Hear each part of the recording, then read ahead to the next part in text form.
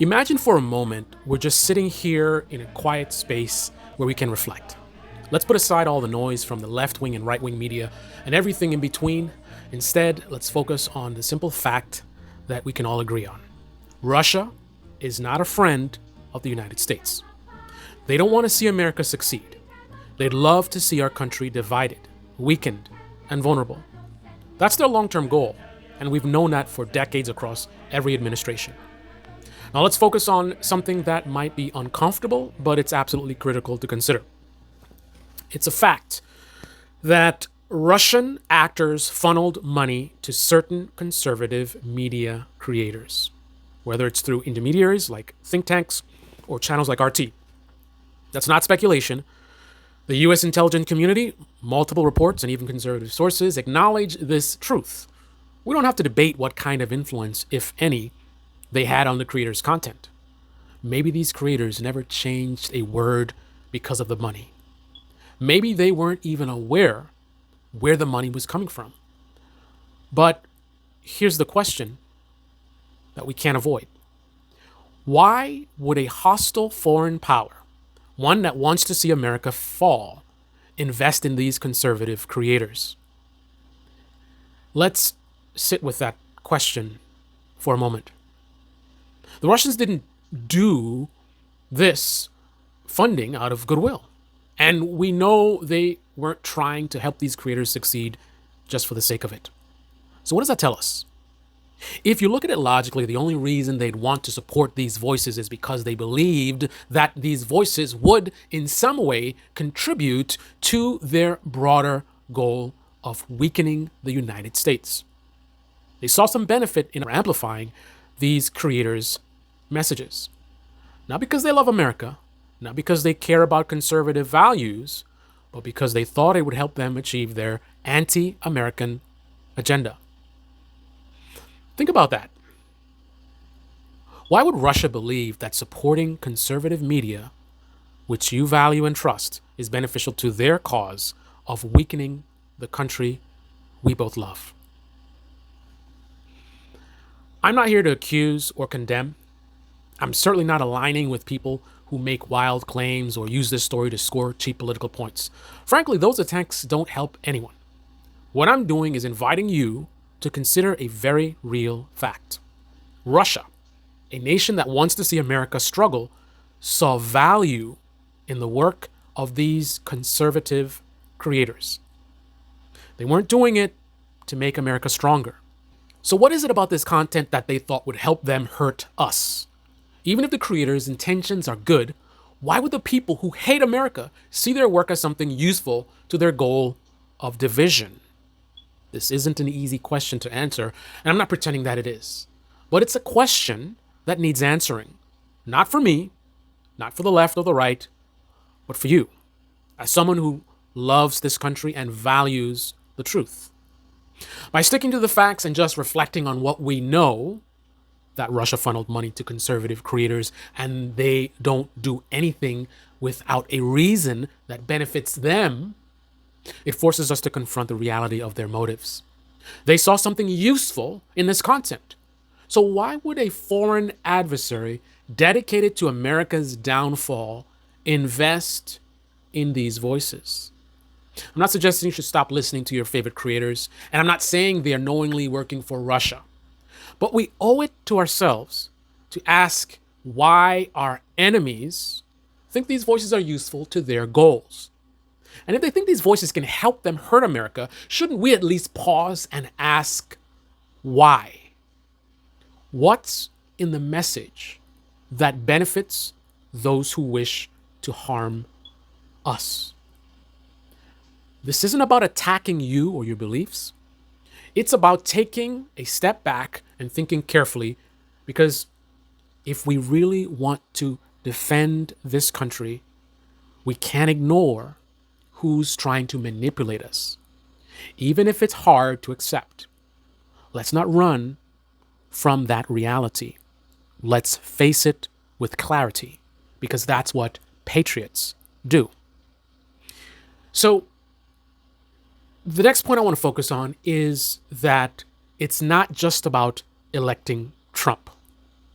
So let's talk about something that will probably come up, especially from some of the voices in conservative or far left media that will try to deflect or minimize this. You'll hear people immediately dismiss this by saying, oh, it's just more Russia, Russia, Russia, right?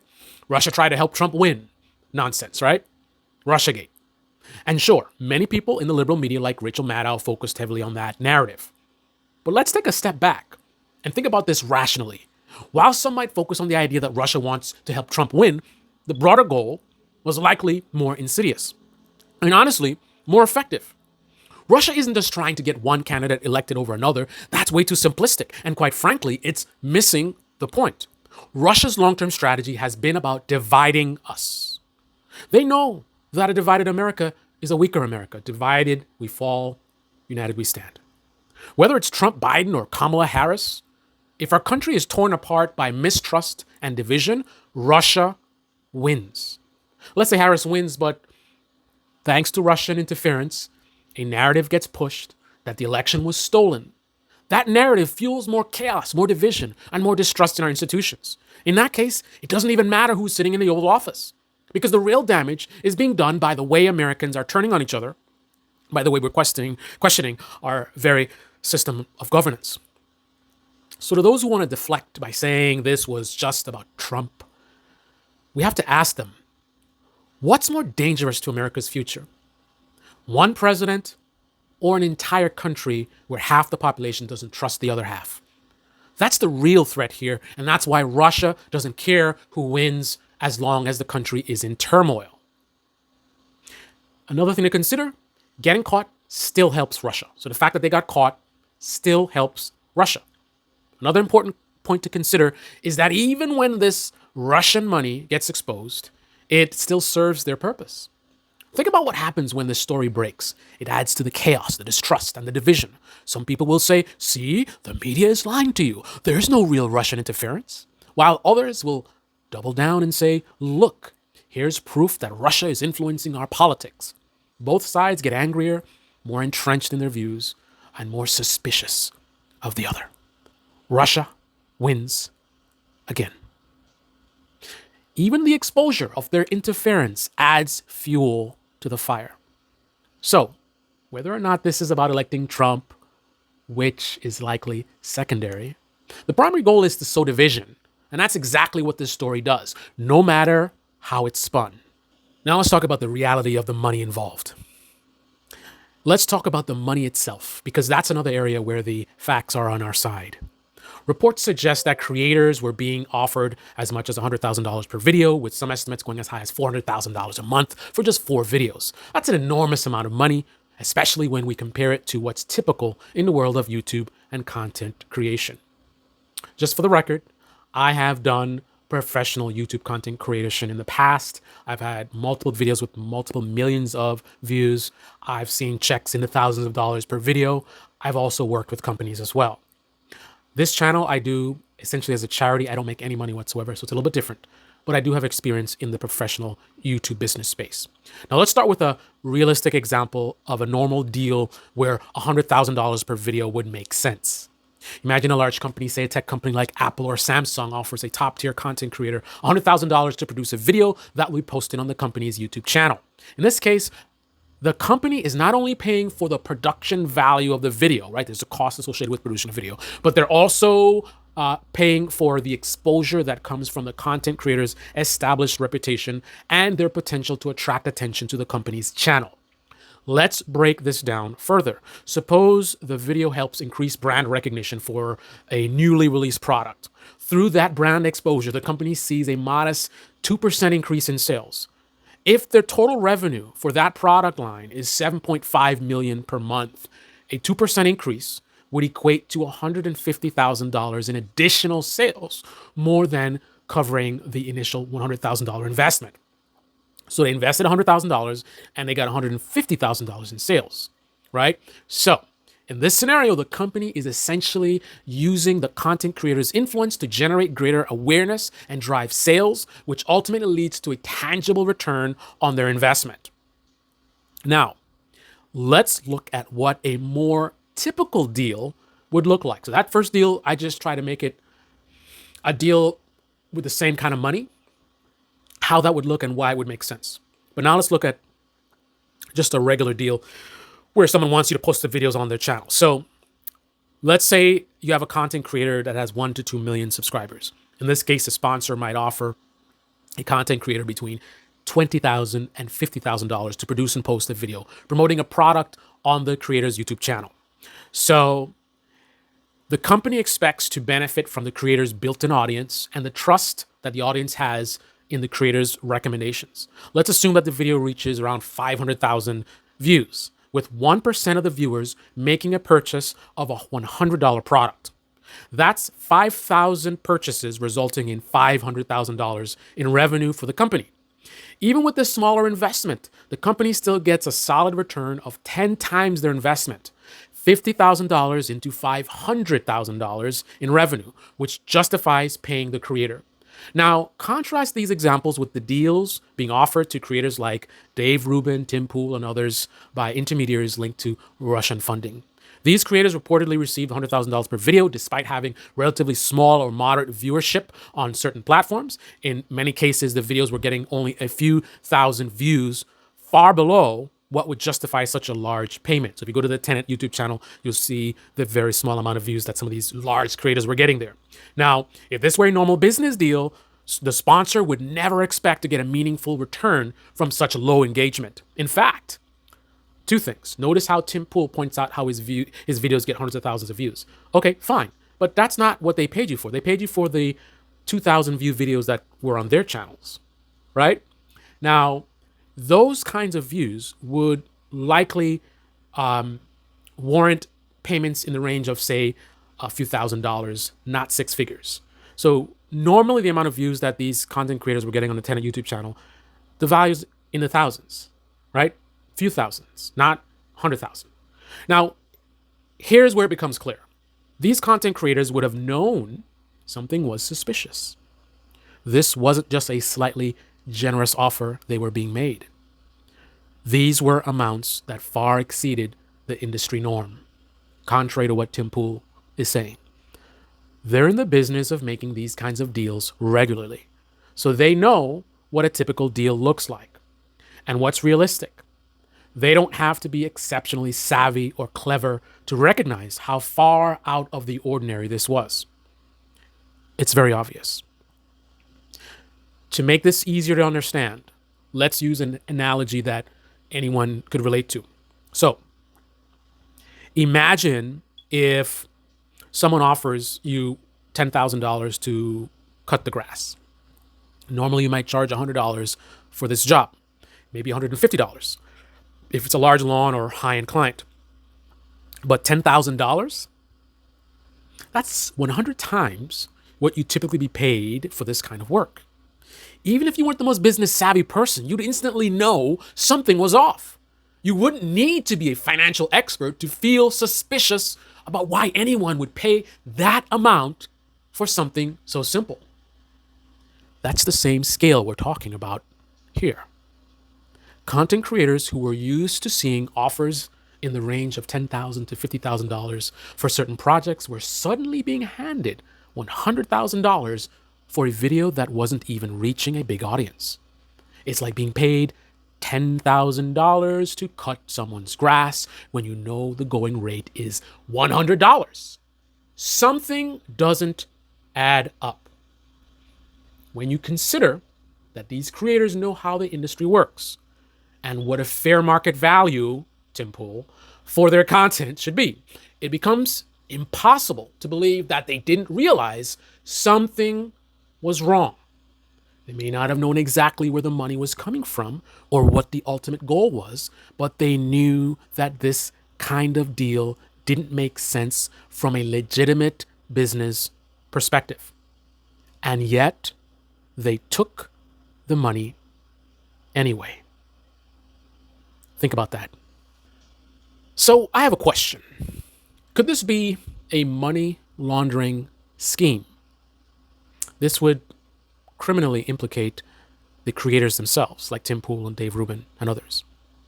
Now, there's another angle that could explain why the content creators like Tim Pool and Dave Rubin, who are already wealthy and successful, might be receiving these large sums for videos that don't seem to justify the payment. Money laundering. Money laundering, in its simplest terms, is a way to disguise illegal money as legitimate income. It's a tactic used by criminals to clean money that comes from illicit activities, so it appears to be coming from a legal source. Imagine you're running an illegal operation like drug trafficking, or in this case, influencing a foreign country's media and political landscape. You can't just wire money directly to your American partners because that would raise red flags with the authorities. That's where the money laundering comes in. To make this clearer, let's use an example for anyone, so that anyone can understand, right? Imagine you open a grocery store, right? On the surface, the grocery store looks legitimate, but it's in a terrible location. The groceries are subpar. There's only one employee and the store is almost always empty. Yet somehow the business manages to stay open for years. The reason? The grocery store isn't actually in the business to sell groceries. Instead, it's being used to launder dirty money. The store's books show fake sales and revenue, making it look like the business is generating legitimate income, when in reality, the money is coming in from illegal activities and the store is just a front to make the money appear clean. Now apply this concept to the deals being made with these content creators. If you were a Russian agent trying to funnel money to an American media personality to push content that supports your agenda, you couldn't just send $100,000 directly from Moscow to the content creator's bank account. That would immediately raise suspicion. Instead, you could construct a fake business deal. You pay the content creator an absurd amount of money for a video, even though the viewership or influence doesn't justify that payment. On paper, it looks like a legitimate business transaction, just like the grocery store looks like it's making money from selling food. In reality, the money is coming from a Russian-backed source, and the content creator is, knowingly or unknowingly, part of a larger scheme to funnel money into the United States. United States of America. Okay, sorry. What's the ask? Okay, so we've considered the money laundering angle. But then we have to ask, if this is money laundering, what does the Russian side hope to achieve?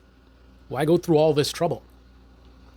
One possible theory is that the money isn't just about paying for a specific video or even for direct influence, right? In the short term, it could be part of a let's say long-term strategy to prop up certain voices in the media landscape. Voices that sow division, create distrust in the US institutions, or even push narratives that benefit Russia's interests. In other words, the goal may be to build and sustain the influence of these content creators over time, ensuring that they have a platform to push messages that align with Russia's agenda.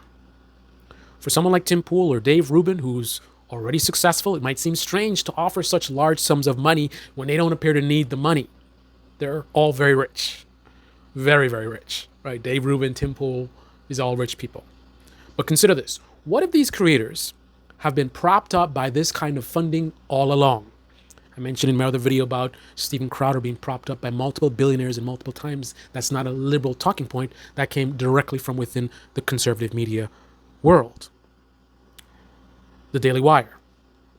Now, maybe their rise to prominence was supported by this hidden backing, and we're only now seeing the signs of it. In this scenario, the content creators would have been benefiting from foreign support for years, which could explain their wealth and success. The $100,000 per video then isn't just about paying for one video. It's about keeping these influential voices in place for a long haul, right? Keeping them under control, maintaining and building that relationship. Now here's another theory: planting long-term seeds. There is also a possibility that the money is meant to keep these creators beholden to certain interests. Even if they don't need the money, the act of accepting it could subtly influence their content over time. Think about it. If you're receiving $100,000 per video, you might not feel directly pressured to change your views, but you could be more inclined to produce content that aligns with what your benefactor wants. Remember this? Especially if the payments keep coming. Over time, this could shape the creator's messaging in subtle ways, making them a long-term asset to those who wish to influence American discourse. By laundering money through these deals, Russia or its intermediaries could ensure that the content creators continue to push narratives that foster division, create distrust in the media, or undermine faith in elections, all without the creators ever having to acknowledge the real source of the funds. Finally, it's worth considering why wealthy content creators like Tim Pool or Dave Rubin would even accept these deals if they're already financially successful. The truth is, no one turns down free money. Even if they don't need it, the offer of large sums of money can be hard to refuse, especially if it seems to come without strings attached. These creators might rationalize it by thinking, if someone wants to pay me $100,000 for video, who am I to say no? Or shall I say, whoopsie? Sorry, I had to. Anyway, but if we consider the possibility that these payments are part of a money laundering operation, it becomes more than just a lucrative deal. It implicates these creators in a much larger, potentially illegal scheme, whether they realize it or not. And in the end, it raises the question, what is the real cost of accepting that money, and how does it align with the goals of those who are providing it? So let's address some of the straw man arguments that I'm sure you're going to see. Now, we need to be prepared for another common tactic, the straw man argument. You'll hear some people try to claim that this is all about election interference, that the sole purpose of this Russian money was to influence the outcome of the election, and that it was all about electing Trump. But let's be clear, that's not the main issue here. The real point is not just about electing one candidate over another. It's about dividing America. Anyone who tries to reduce this to a Russia wants Trump narrative is missing the bigger picture, and maybe they're doing it intentionally. Even if Trump weren't in the equation, Russia would still want to weaken us. If Kamala Harris wins in 2024, but half the country believes the election was stolen because of narratives pushed by Russian-backed media, Russia still wins. That's why it's crucial to focus on division, not just on one candidate. This is why those who keep harping on the idea that Russia only wanted Trump are in effect helping to spread division. Funny how that works. Whether it's intentional or not, by reducing this to a simple narrative about one candidate, they're feeding the very division Russia hopes to sow. And the result is that, once again, Russia wins. Now let's talk about helping Russia by fighting our own government. First of all, I'm very skeptical of our government, of corporations, but I'm American and I love this country. And I'm not going to just be contrarian and challenge our country just for the sake of doing so. I also, as an American who loves the country, will recognize times when the country is actually doing good work. Let's look at what happens when our own government tries to expose and stop these Russian efforts. Instead of recognizing that our intelligence community and government agencies are working to protect us from foreign influence, some Americans actually turn on their own government. They accuse it of censorship, overreach, or even corruption. And there's certainly a lot of that to go around in this country, for sure. And by doing that, they play right into Russia's hands. Russia's goal is to make us distrust one another and distrust our institutions. So when Americans rally against the government's attempt to defend our country from foreign influence, they're actually helping Russia achieve its goal. Now, make no mistake, I am adamantly opposed to the corruption in the Democratic and Republican Party. I'm opposed to the establishment where we have this promotion of status quo. I would like to see radical change in this country. And one of the key things that will help that is pulling money out of politics, for example. So I'm not a trusting of government person. I'm not a trusting of the institutions type person, but I am an American who's loyal to my country and would never help another country hurt this country. We have to ask ourselves, who benefits when we start turning on our own country's efforts to protect itself? Not us. The only ones who benefit are Russia and other foreign adversaries. And that's something we can't afford to ignore. So, at the end of the day, this isn't about being liberal or conservative. It's about facing a fact. Russia funneled money to these creators because they thought it would benefit their goal of dividing and weakening America. That's the truth we have to confront, no matter how uncomfortable it is. We can't speculate on their motives beyond that, and we don't need to.